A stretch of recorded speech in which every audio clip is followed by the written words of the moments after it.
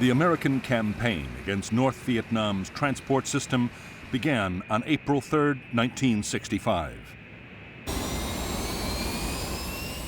In a month-long offensive, Navy and Air Force planes hit bridges, road and rail junctions, truck parks, and supply depots.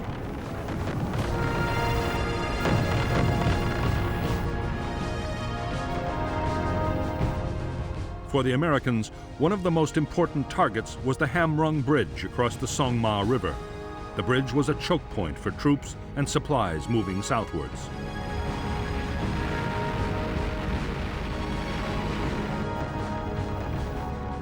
In spite of repeated attempts, the Americans failed to destroy the target.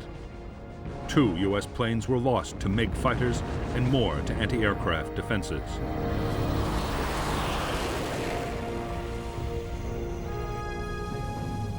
Although the bombing was meant to damage the North Vietnamese military transport system, it also had political aims. It was supposed to pressure the North to stop supporting NLF guerrillas fighting in the South.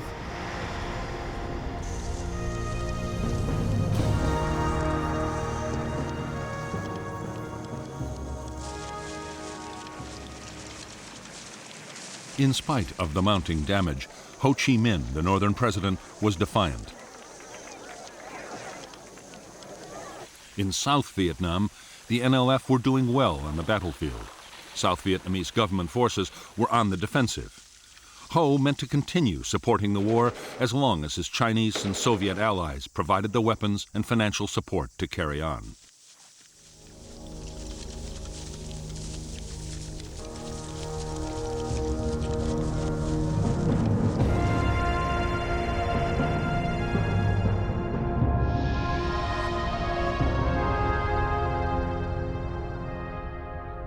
North Vietnam's war materials from the Soviet Union and China came overland by rail or by sea into the major ports of Haiphong, Hon Gai, and Cam Pha.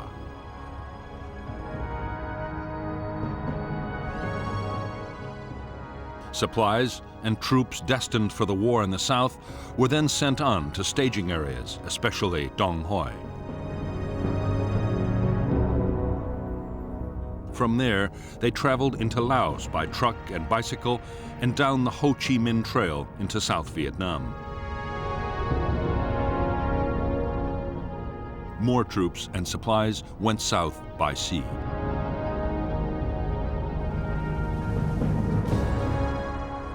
American aircraft had already attacked junctions, bridges, troop staging areas, and supply depots vital to the North's supply effort.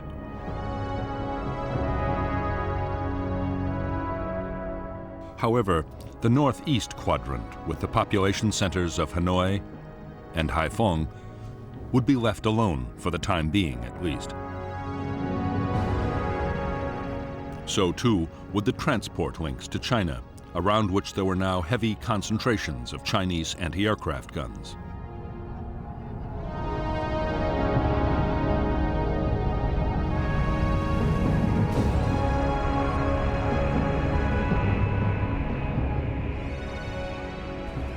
As the Rolling Thunder campaign continued, opposition to the bombing grew in the United States and around the world.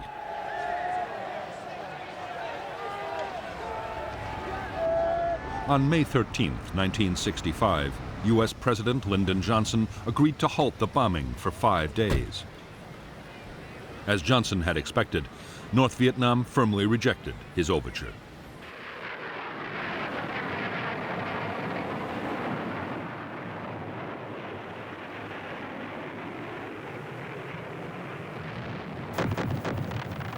In the months that followed the bombing pause, Rolling Thunder attacks were steadily intensified. Transportation was still the top priority, but the list of targets approved by the White House was steadily broadened. The planes also began to range further north than before.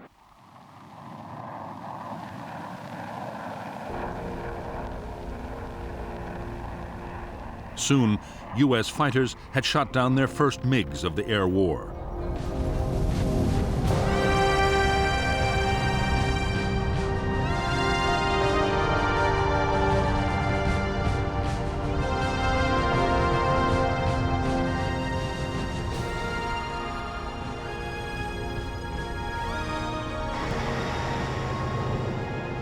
By July 1965, a ring of Soviet-supplied surface-to-air missile batteries surrounded key sites in North Vietnam.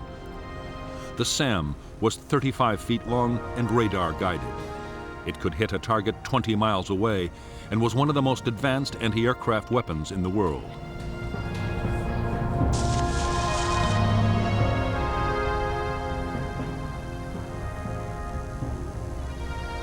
If the SAM's warhead detonated anywhere within 200 feet of an aircraft, it would almost certainly bring it down in flames.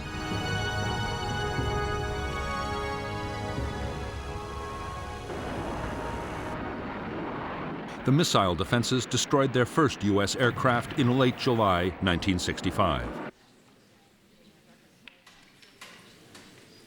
In the coming months, 1 in every 20 SAMs fired would hit its target. By the end of 1965, they had lost 171 planes. For American air commanders, the SAMs were a nightmare. The only solution was to try and stay outside their range for as long as possible.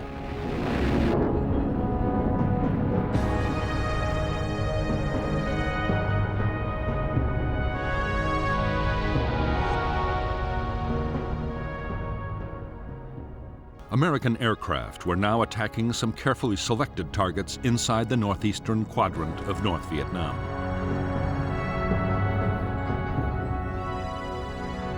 However, they had orders to avoid prohibited zones of 10 miles around the capital Hanoi and 4 miles around the port of Hai Phong.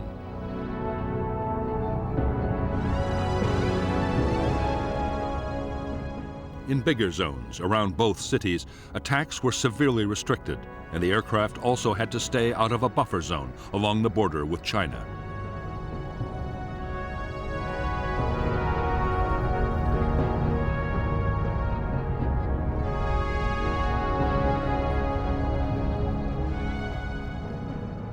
It was in the northeastern quadrant that the North Vietnamese had built up the heaviest concentrations of fighters and anti-aircraft missiles. The Americans knew the operating ranges of the MiGs and the SAMs. Attacking aircraft took elaborate measures to avoid them until the last possible moment.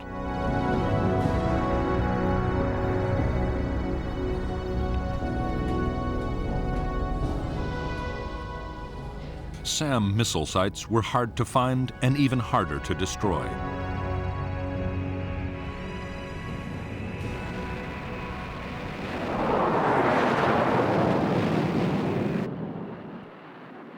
To make the problem worse, those inside prohibited zones around Hanoi and Hai Phong could not be attacked at all. It would be months before the restriction was lifted.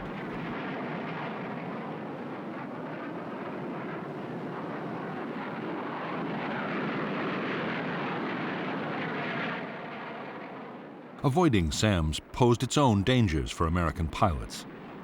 The missiles were most dangerous to planes flying at 20,000 feet or above.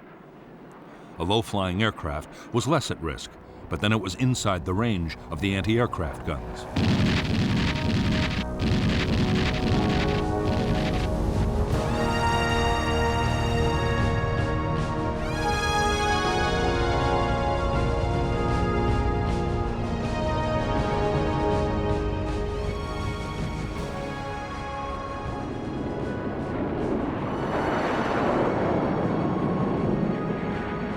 By this time, North Vietnam's MiG fighters were being sent into battle whenever the odds seemed in their favor.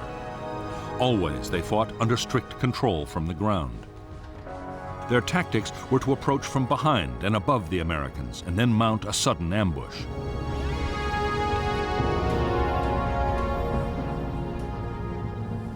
To the intense frustration of U.S. air commanders, American planes were strictly forbidden to attack North Vietnamese fighter bases. The fear in the White House was that Chinese or Soviet advisors might be killed, provoking retaliation.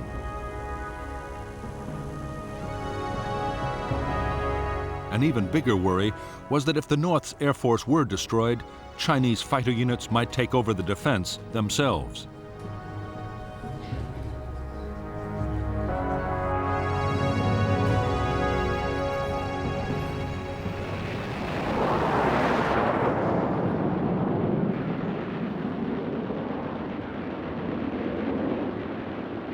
By September 1965, MiGs had destroyed 11 U.S. aircraft in combat, but more than 20 MiGs had been shot down by American planes.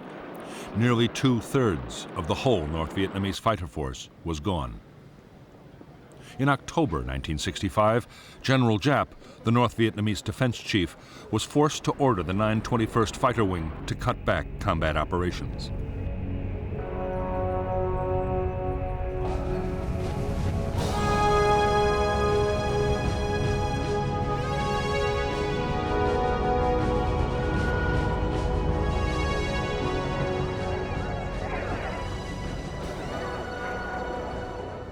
On December 24, 1965, President Johnson announced another temporary halt to the bombing of North Vietnam and offered talks. Meanwhile, the war in the South was gathering pace. By the start of 1966, 184,000 U.S. troops had arrived in country.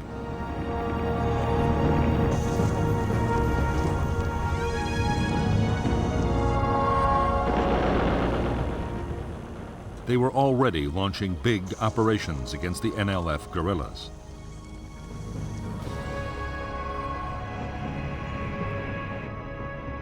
Months before, American leaders had decided that the air war in the South would, if necessary, take priority over operations against the North. Hundreds of transport aircraft and fighter bombers supported American troops. Strike aircraft could be called in by any combat unit in the field.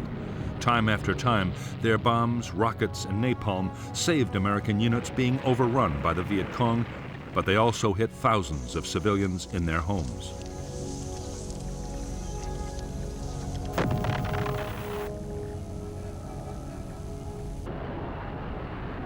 Against Viet Cong troops in the open, tactical fighter bombers were accurate and destructive weapons.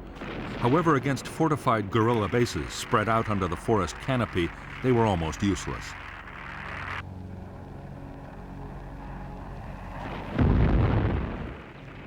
The solution suggested by the U.S. commander in Vietnam, General Westmoreland, was to carpet bomb with B-52s.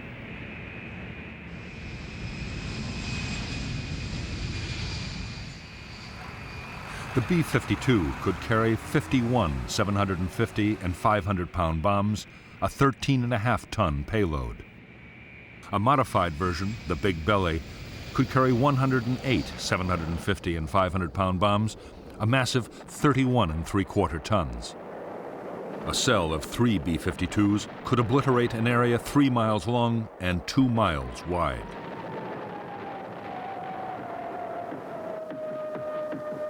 B-52 raids were codenamed Arclight.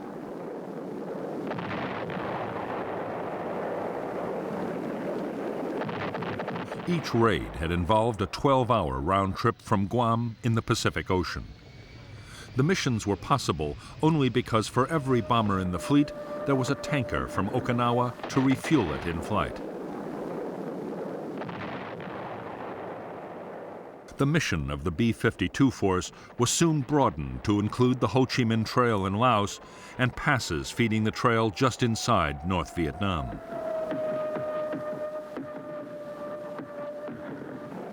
The bombers were also accurate enough to support U.S. troops on the ground. Radar could direct the B-52s to a target day or night up to 200 miles away and tell the crew exactly when to drop their bombs.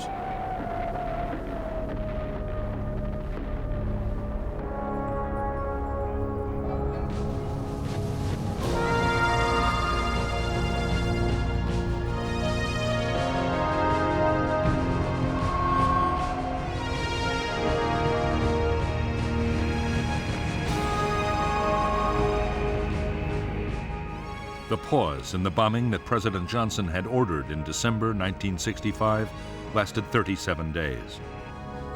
When the bombing restarted, it had coincided with appalling weather.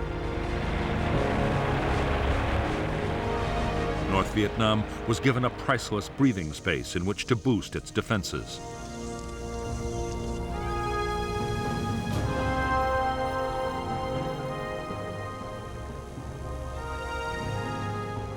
The North's most important installations were now defended by 5,000 anti-aircraft guns. They included new radar-guided 85 and 100 millimeter weapons able to bring down an aircraft at nearly 20,000 feet. More SAM missile sites had also been put in place. By now, 30 new fighter pilots had come back from training in the Soviet Union and China, along with more aircraft to rebuild the fighter force.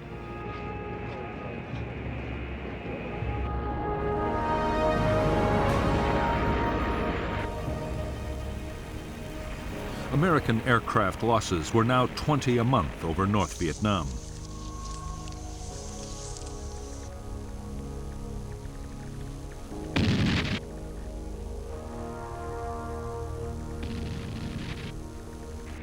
One in 40 planes flying into the heavily defended northeast quadrant was lost. Pilot morale was beginning to suffer. Most were in combat every second day, and some even more often.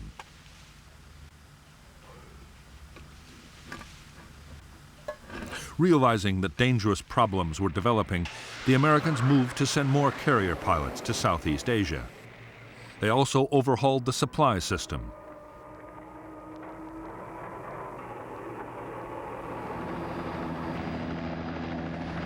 At the same time, other changes were made to help reduce American casualties and boost morale.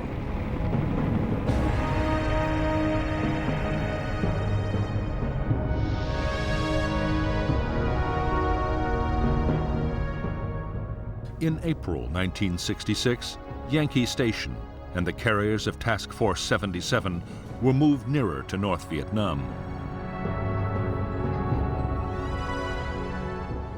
At the same time, two new search and rescue stations were created, called North and South. The stations were placed on the routes most used by U.S. strike aircraft.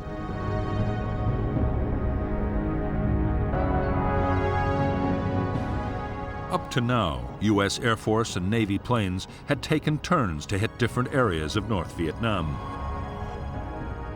There were always problems of coordination.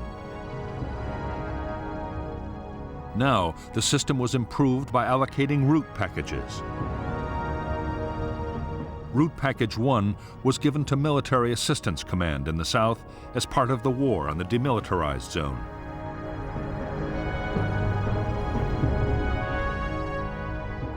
The Air Force was assigned Route Packages 5 and 6A. The Navy concentrated its efforts on the route packages nearer the coast.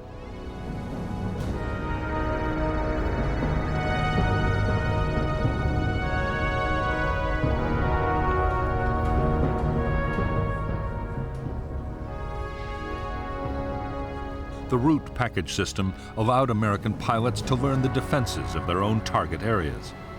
Combined with the area's search and rescue operations, it did help save pilots' lives, but did little to reduce aircraft losses. In May and June 1966, 18 planes were shot down. 7 pilots were picked up by the search and rescue forces.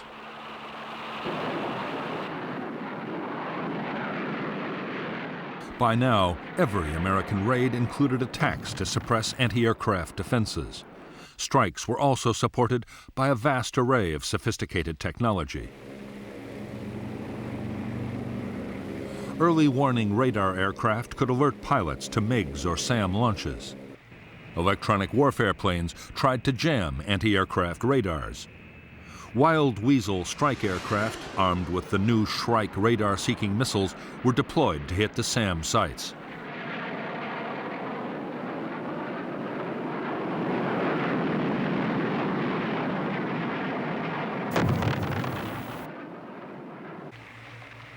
The Americans also had a new and formidable attack aircraft. The A-6 Intruder had the world's most sophisticated electronic navigation and targeting systems.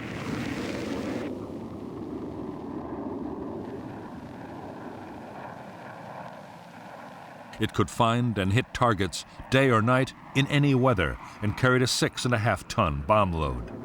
In poor conditions, a pair of intruders could destroy a target that a normal raid of 100 aircraft might fail to hit.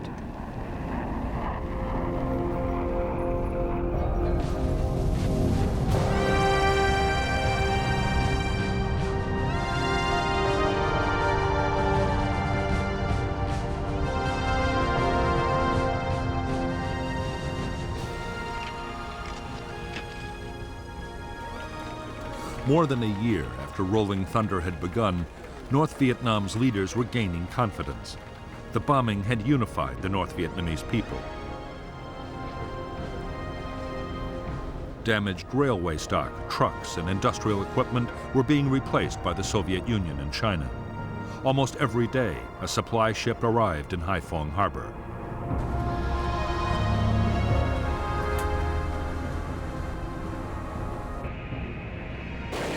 The Soviet Union had also supplied new advanced fighter aircraft, bringing the number of North Vietnamese planes to 70. The MiG-21 all-weather interceptor was able to fly at twice the speed of sound and was highly maneuverable.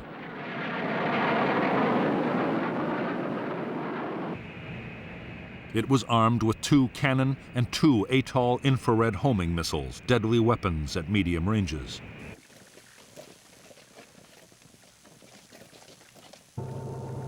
In spite of the American bombing, the North Vietnamese had actually increased the flow of men and supplies to the southern battlefield. Destroyed bridges were bypassed by pontoons and fords, and trucks moved mostly at night.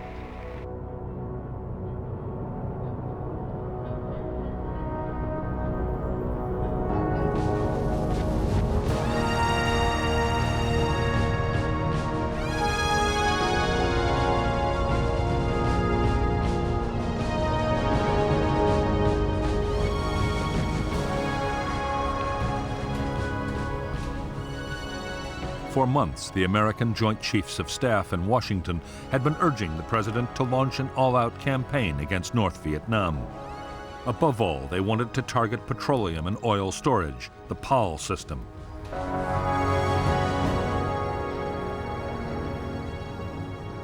U.S. commanders were confident that an offensive against PAL targets would deal a crippling blow to the North Vietnamese war effort.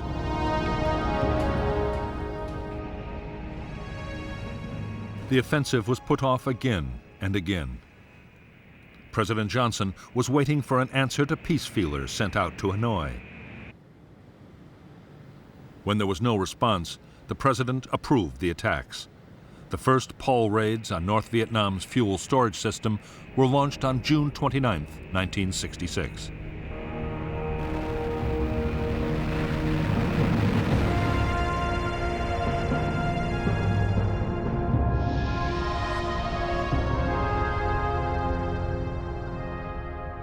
North Vietnam had 13 major oil storage facilities. 2 had already been destroyed and another badly damaged.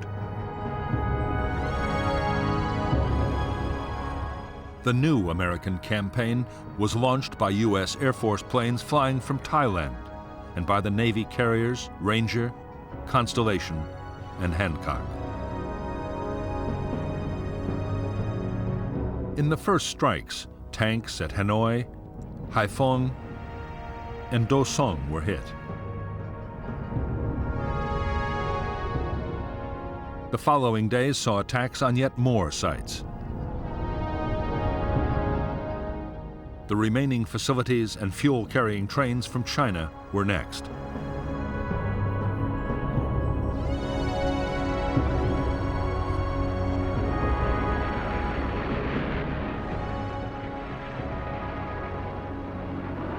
The American attacks were completely devastating.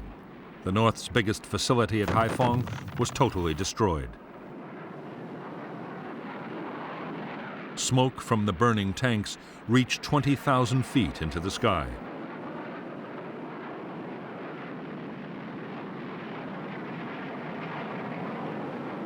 The PAL strikes lasted for several weeks. 76% of the designated oil facility targets in North Vietnam's main storage and pumping facilities were wrecked. So were half the barges used to ferry oil from tankers offshore. The reaction from North Vietnam's air defenses was furious. SAMs and anti-aircraft guns were reinforced as the raids went on.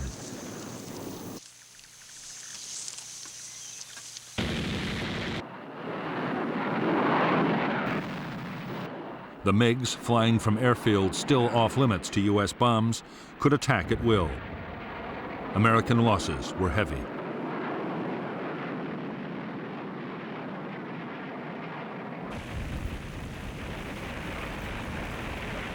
In spite of the massive size of the Paul campaign and the heavy cost in downed aircraft, the American raids had a limited effect. The big oil tanks had been destroyed, but long before, the North had dispersed its stocks in smaller tanks and bunkers. Some had been hidden in residential districts, places the Americans might avoid attacking.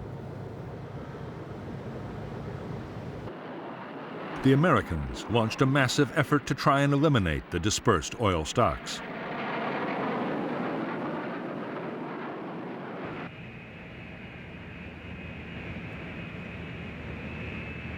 After heavy losses of planes and men, they had destroyed only a fraction. North Vietnam still had more than enough to supply its own needs and the needs of the trucks supplying the southern battlefield.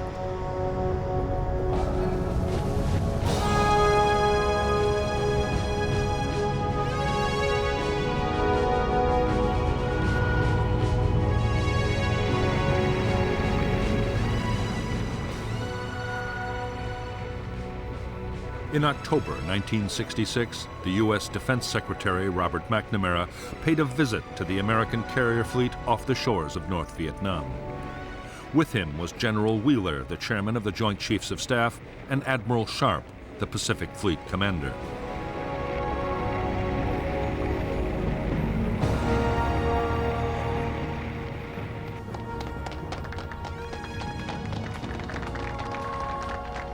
Over the past few months, McNamara had grown more and more disillusioned with the Rolling Thunder campaign. The North Vietnamese still showed no signs of abandoning the war. The failure of the Paul offensive had been the final straw. By now, the cost of Rolling Thunder had soared to $1,247 million, and more aircraft and crew lost every month.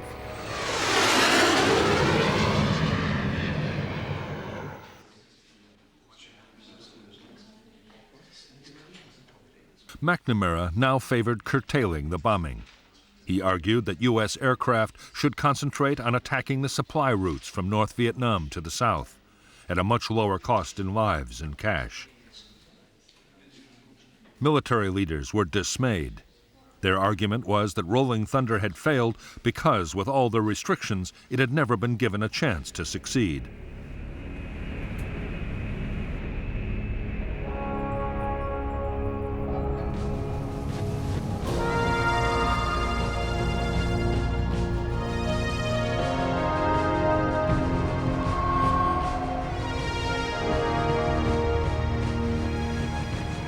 During 1966, as Operation Rolling Thunder intensified, American and Australian warships joined in the campaign against North Vietnam.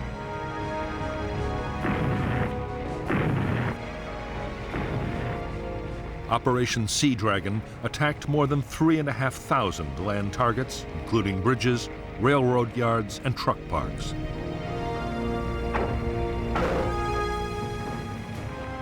More than 300 coastal defense and radar installations were damaged or destroyed.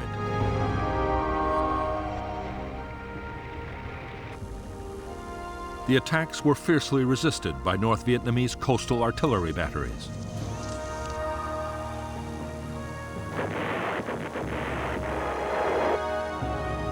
During the 2 years of Sea Dragon attacks, the guns would hit 19 ships. None were sunk, but several suffered serious damage. In early February 1967, President Johnson declared a 6-day halt in attacks on North Vietnam. The North Vietnamese immediately raced supplies and men to the south, as they had done during every pause before.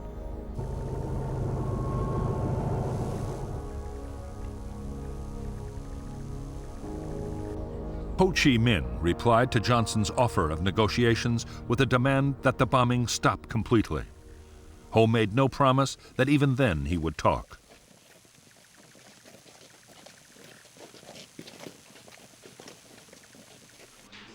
Ho's rebuff left Johnson frustrated and angry. It was now a contest of wills. To increase the pressure on North Vietnam, Johnson sanctioned attacks on a new list of bombing targets.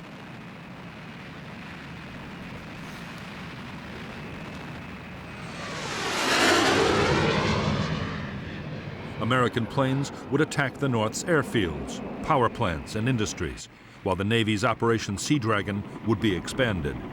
It was a major step towards an all-out campaign.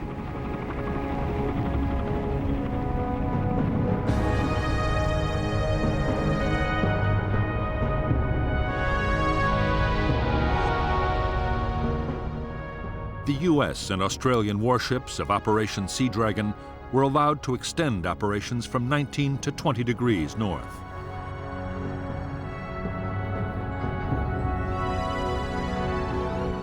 Aircraft were sent to mine river mouths and later inland waterways as well, up to the same line.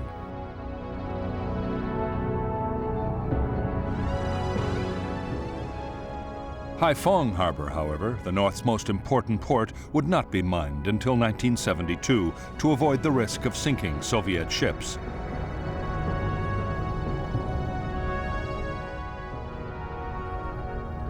The new targets for U.S. bombers were the airfields, power plants, and industries of the northeastern quadrant. Some targets were inside the previously prohibited zones around Hanoi and Haiphong.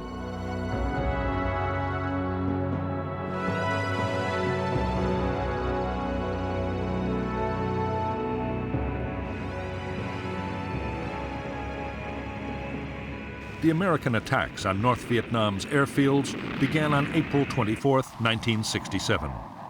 By the end of the year, all but one of the North's MiG bases had been hit. The attacks inflicted heavy damage on runways and installations. There were furious air combats over Hanoi and Haiphong as every available MiG was thrown into action.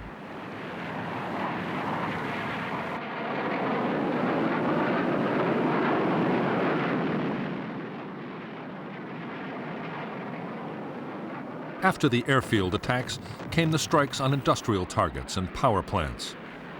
32% of the North's electrical power generating capacity was cut, but the remaining plants were adequate to supply most of the North's small industrial plants.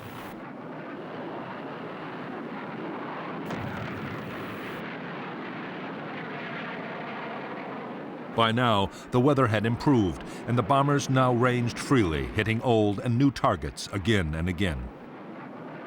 In May 1967, as desperate battles raged in the skies over Hanoi and Haiphong, the Americans shot down 26 North Vietnamese fighters. North Vietnam's pilot strength had been halved.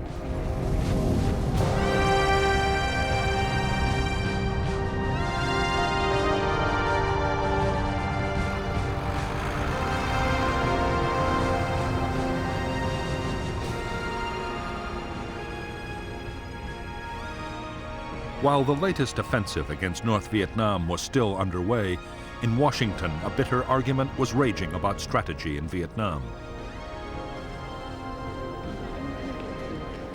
President Johnson's civilian and military advisors were now completely at odds. The military wanted a major escalation of the air and ground war in an all-out push for victory. The civilians, especially Robert McNamara, were calling for the war effort to be leveled off.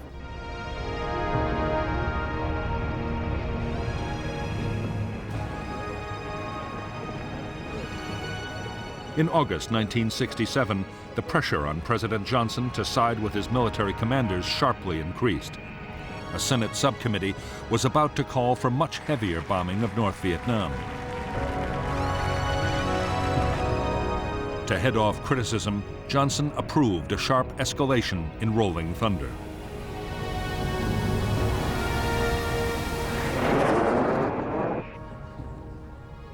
For the Defense Secretary, Robert McNamara, the decision to escalate was the end of the road. His advice had been ignored, and plainly he no longer had the confidence of the president. McNamara had no option but to resign.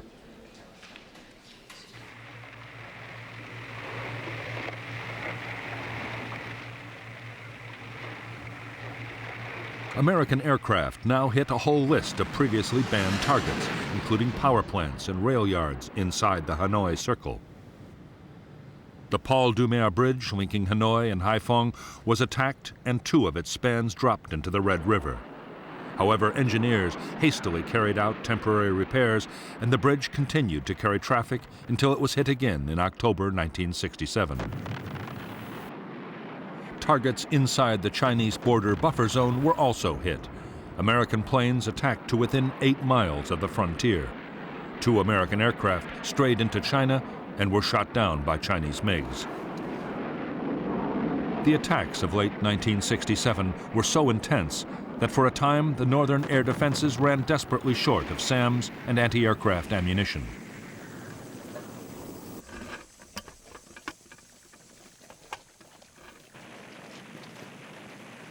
Almost all important targets except Haiphong Port had been hit repeatedly.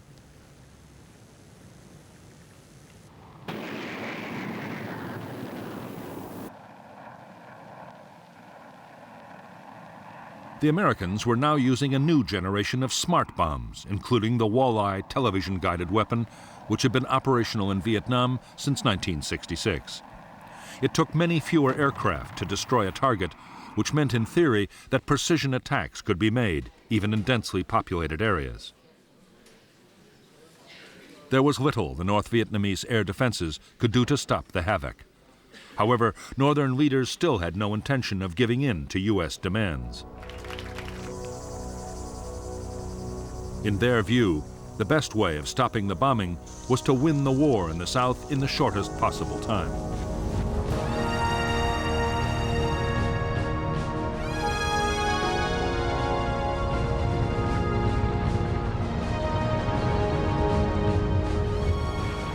In January 1968, 84,000 NLF and North Vietnamese Army troops launched their long-planned Tet Offensive. They attacked towns and cities all over South Vietnam and held huge tracts of Saigon, the capital, for weeks.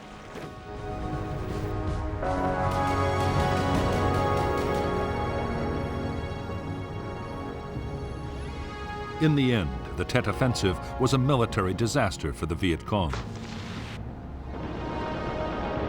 40,000 were killed in more than a month of savage fighting. However, in a way that had never been planned, the offensive was a political triumph.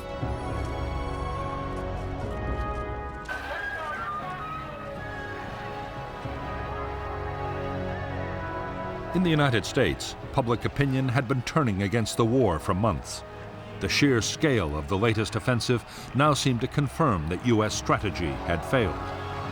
The pressure on President Johnson to look for a negotiated settlement grew irresistible.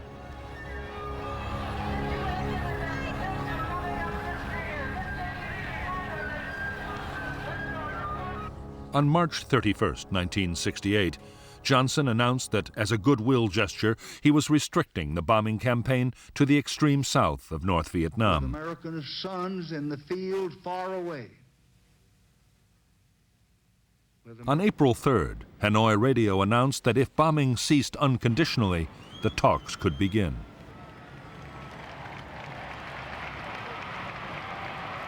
The Paris peace process began on March 10, 1968.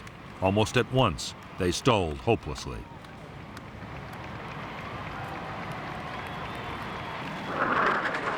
Meantime, U.S. aircraft and warships continued to attack transportation targets below the 20th parallel.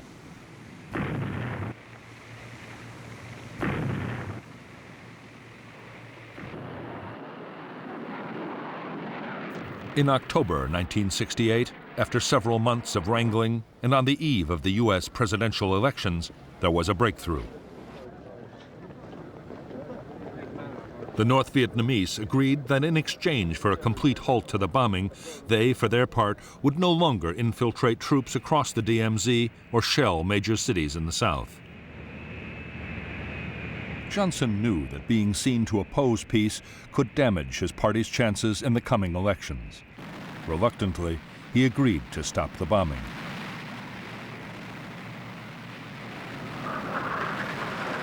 Operation Rolling Thunder came to an end on November 1st, 1968, after 3.5 years. The campaign had cost more than 900 American aircraft. 818 pilots were dead or missing, and hundreds were in captivity.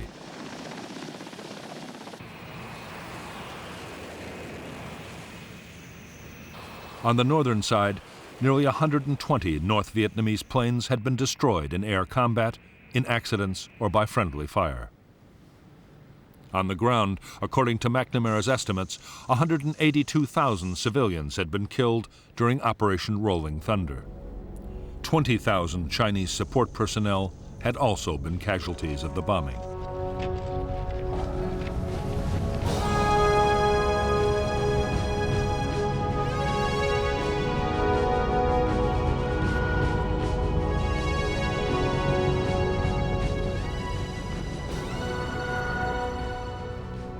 With the end of Rolling Thunder, North Vietnam immediately set about rebuilding its shattered transport system. In spite of the talks still going on in Paris, the northern commander, General Giap, was already planning his next offensive in the south. He sharply increased the flow of supplies and men down the Ho Chi Minh Trail. With thousands of U.S. aircraft and pilots no longer tied up attacking North Vietnam, U.S. commanders could concentrate massive air power on Laos. The main aim was to find and destroy the truck convoys moving south. Special forces teams had always scouted into Laos to guide attack aircraft onto targets. But by this time, the U.S. had also deployed the world's most sophisticated electronic surveillance system.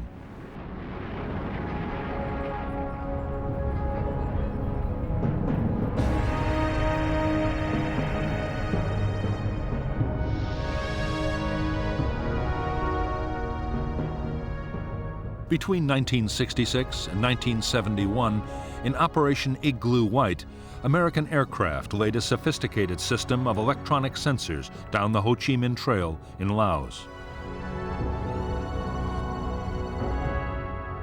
The targets were the truck convoys streaming south from North Vietnam. Signals from the sensors were picked up by orbiting aircraft and relayed to a listening center in Nakhon Phanom in Thailand. Other aircraft carried instruments to detect the electrical activity of truck engines. When a convoy was detected, the Americans would launch a raid by B-52s or fighter bombers into the target area.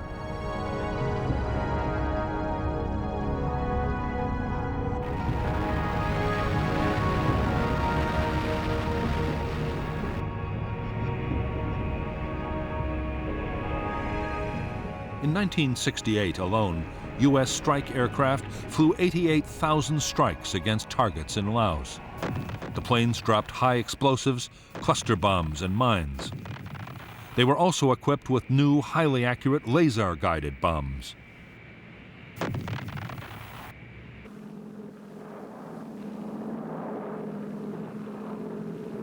In the front line of the war against the trucks, the formidable gunships known as Spooky played a vital part.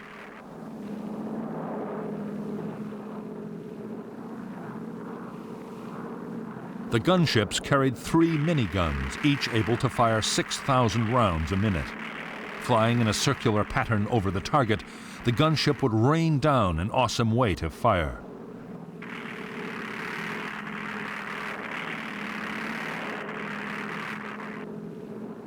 In 1969, the gunships alone claimed more than 10,000 trucks destroyed. However, the North Vietnamese had built 400 miles of new roads in Laos, and not even American electronics and computers could cover it all.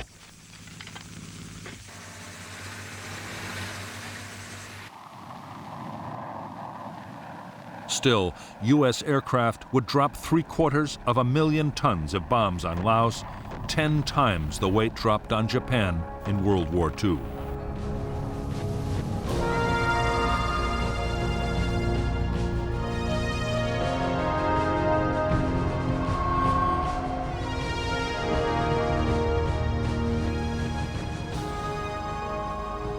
In January 1969, Richard Nixon took office as the new President of the United States.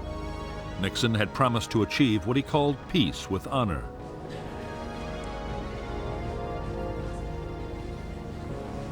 The aim was to negotiate a settlement that would allow the 500,000 U.S. troops in Vietnam to be withdrawn, while still allowing South Vietnam to survive.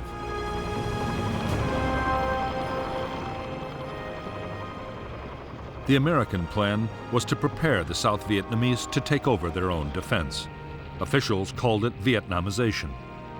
The regular armed forces would be built up to over 420,000 men. They would get modern weapons, including large numbers of tanks, guns, and aircraft.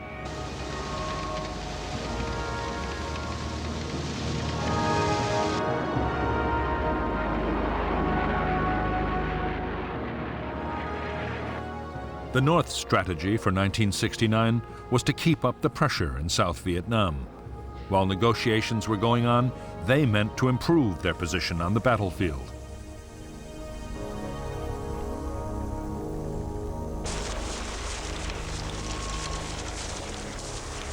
On the 22nd of February 1969, in a major offensive, assault teams and artillery attacked American bases all over South Vietnam, killing 1,140 Americans. At the same time, in an echo of Tet a year earlier, 100 towns and cities were hit. The American reaction was swift. Arc-light strikes by B-52s were launched on guerrilla base areas. Armor-piercing bombs dropped from 30,000 feet annihilated bunker and tunnel complexes.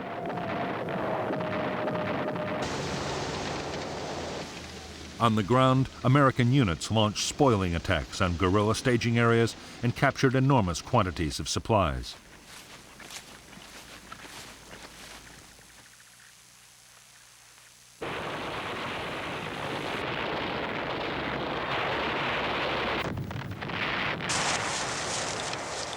The heaviest fighting was around the capital, Saigon, but fights raged all over South Vietnam. In the first 3 weeks of battles, the Americans lost 1,100 men. However, American artillery and air power overwhelmed the Viet Cong offensive.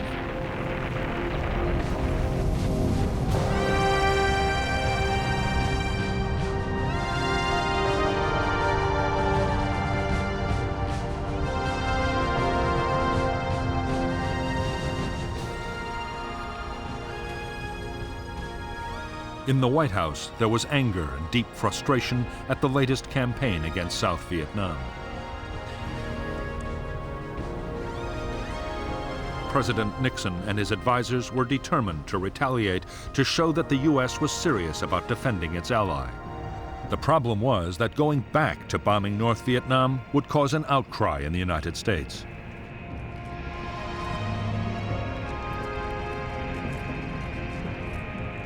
Nixon's plan was to bomb Viet Cong staging areas in Cambodia.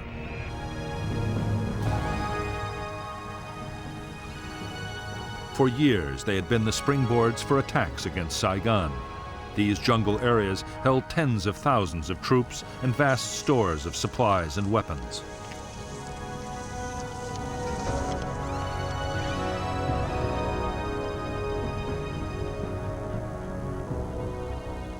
But Washington had forbidden U.S. forces to attack the Cambodian bases. Legally, Cambodia was a neutral state, and there was a risk that American action could draw Cambodia into the war. However, Nixon did not mean to hold back. Operation Menu, the bombing of Cambodia, was to be kept a strictly guarded secret. It was dubbed Menu because the first attack on Base Area 354 had been decided at a breakfast briefing at the Pentagon. The operation was to continue for 14 months.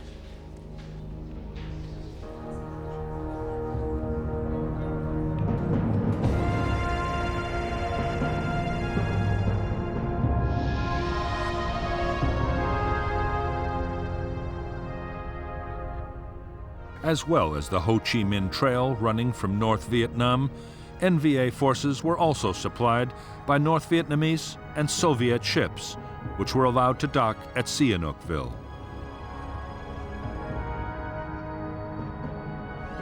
From here, they fed war materials to the main base areas.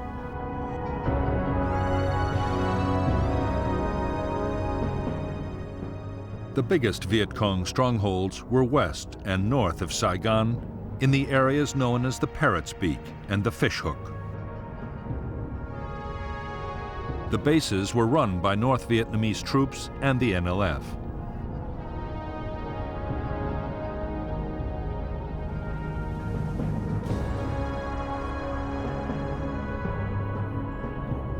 Starting in February 1969, American B-52 bombers from Thailand launched devastating strikes against each of the base areas in turn.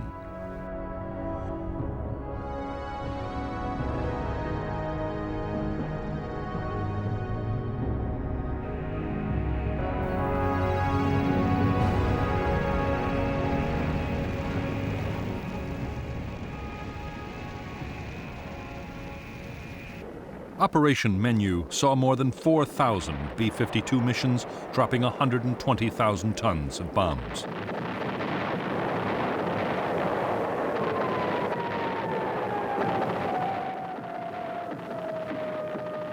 In later campaigns, B-52s supported American and South Vietnamese ground incursions into Cambodia and backed Cambodian government forces against the Khmer Rouge guerrillas. Altogether, in 4 years of bombing, U.S. aircraft would unload more than 500,000 tons of bombs on Cambodia.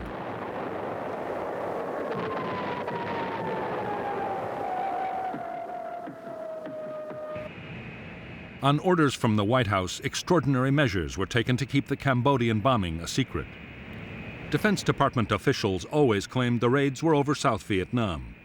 Because the planes were guided to their target by radar at the Bien Hoa air bases, and orders to drop the bombs were also issued from there, often the pilots themselves did not know they were bombing Cambodia. Those that did were ordered to falsify their flight logs upon returning to base to maintain the secrecy.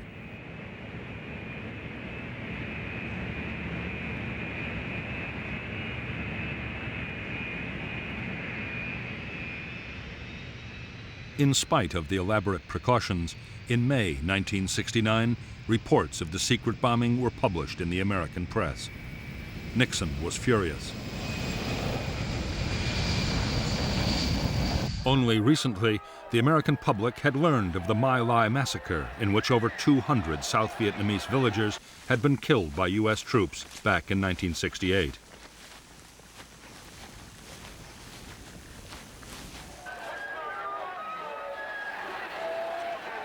Anti-war feeling had also been fueled by news of the bloody Battle of Hamburger Hill. American troops had suffered heavy casualties capturing the hill, only for it to be abandoned later.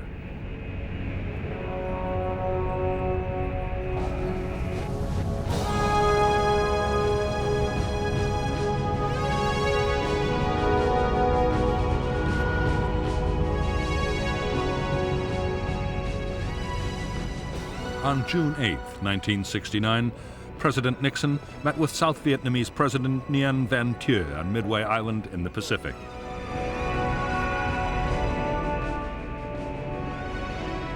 Nixon announced that 25,000 U.S. troops would be withdrawn from Vietnam immediately. The 9th Marines would be the first to head for home. It was the first U.S. troop reduction in the history of the war in Vietnam.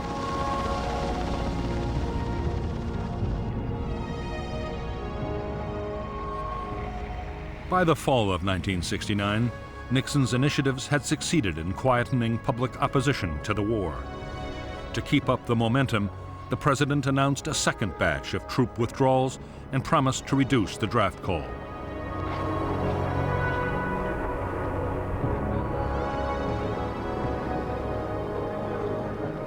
In October 1969, an opinion poll gave Nixon an approval rating of 71%, an almost unprecedented figure.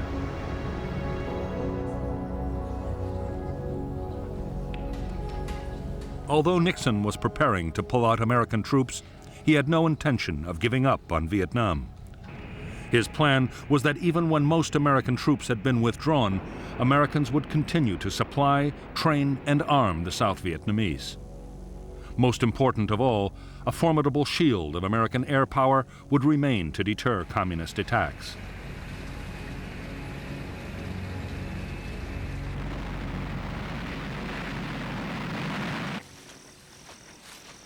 As ground combat in South Vietnam fell to its lowest level in 6 years, the prospects for success looked increasingly good in Washington.